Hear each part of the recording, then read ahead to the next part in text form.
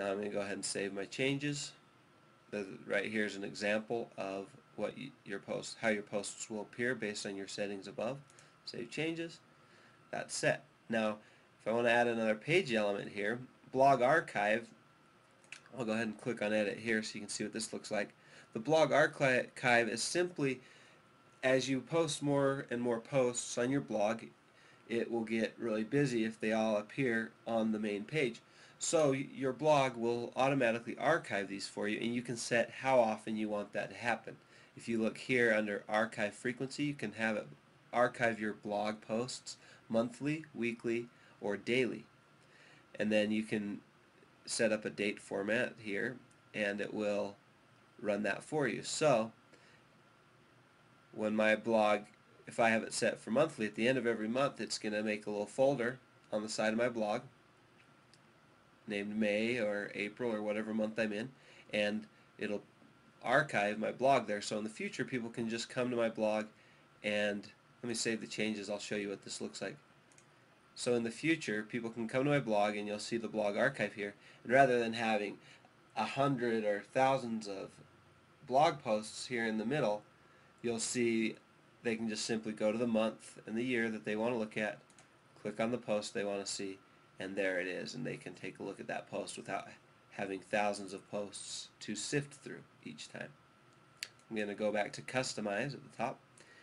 About me, that's where I can edit my profile. I can say, here I am, this is what I like to do, I love my family, whatever the purpose of your blog is and who you are. You might want to tell people a little bit about that in this section under description.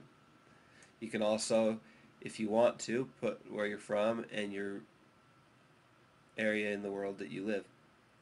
Save your changes, and now that will appear to the right of your blog. You can now add other page elements. There are many cool page elements with blogspot, with Blogger. One is a slideshow. You'll see here. Simply click add to blog, and this can scroll through pictures of your family or of your activities or whatever it is that you are blogging about. Polls are fun. This is a way to see how people like your blog or to get opinions about different things. You can make a poll and customize it, and when people come to your blog they can share their opinions with you. It also is a fun way to get interactivity and a sense of community on your blog. Lists are a good way to do a top 10 list or list your favorite movies and likes and dislikes and things like that, and have that show up constantly to the right of your blog.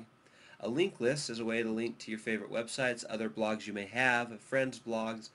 This is how, if you're using this as a family blog, a way to communicate with your children or loved ones, you want to have a link list to all of their blogs and their websites so that you can share and interact that way.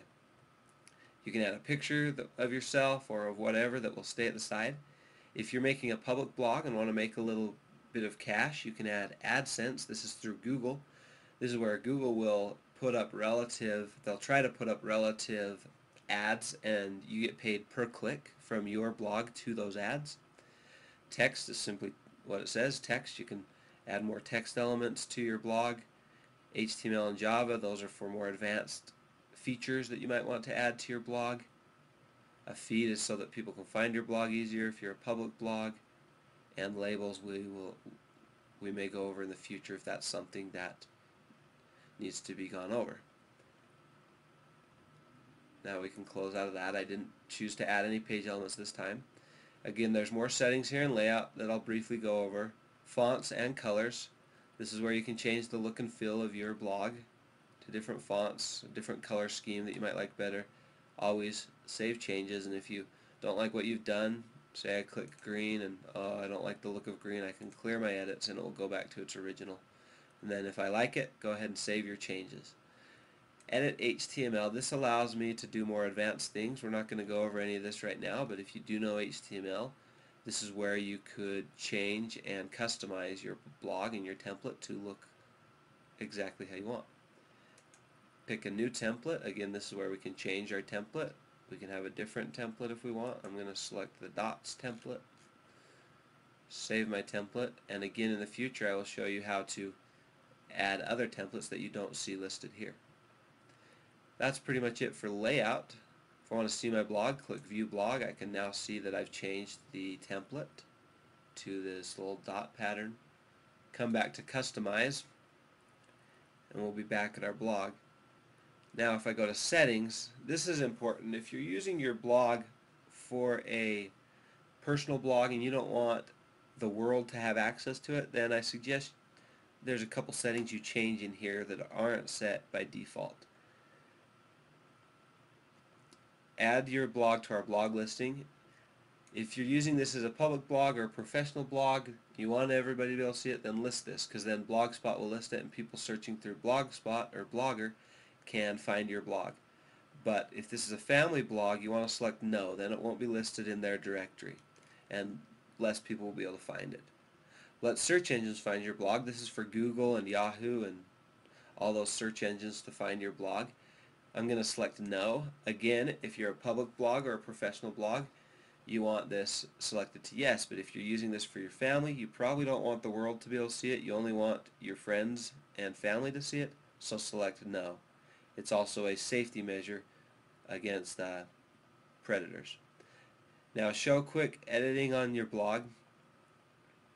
You want to select yes or no. I don't really have a preference at this point. I'm going to leave it at the default. Show email post links. You can select this. We do not have adult content on our blog, so we will show no. And that's all I'm going to mess with in this setting. I'm going to save my settings. And then publishing is another important place if you're making this a private blog.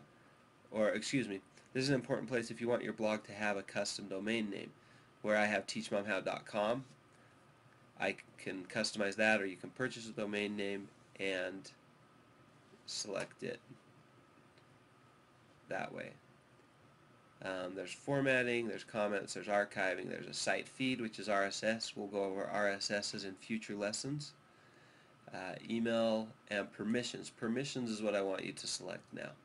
In permissions, you will set your blog to be public or private, basically. There are two types of people that will be able to see your blog. Blogspot categorizes them as authors. Blog authors can make posts and edit different features of your blog. If you want other people besides yourself, maybe your daughter or your son, to be able to edit this blog, then simply click Add Authors, and here you will type in their email, son@gmail.com, and this will send them an invite to their email account to become an author on your blog. And now you see I have one open invitation waiting for son@gmail to respond. Blog readers are people that can see my blog and comment on my blog, but they're not allowed to make posts or alter settings on the blog. I can either have this be anybody, that would make it open to the public, open to the world, which is ideal for professional blogs.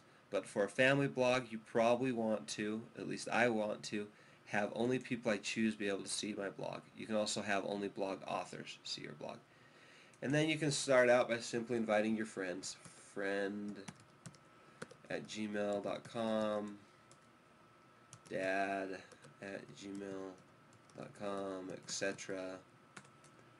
@gmail.com, and click invite, and you'll see I got an email address error because these are not valid email addresses, but if they were, it would send an invite to these people to then view my blog, and they would be allowed to see my blog, and everyone else would not be allowed to see my blog. Again, if you have any questions and concerns about the privacy policies of Blogger, make sure you read that before you accept the terms on blogger.com. Teach-Mom-How is not responsible for any other sites' policies and privacy policies and protections and things like that, though we will teach you our opinion of how to keep yourself safe and protect your information the best way possible. So again, that's how you do it and make your blog private. Now if I click on posting, here again, I can add a new post under create, or I can go to edit posts, where I can edit posts that I've already done, and I can also go to moderate comments. Moderate comments will allow me to delete comments I don't want on my blog and maybe add more comments if I want. so it gives me complete control.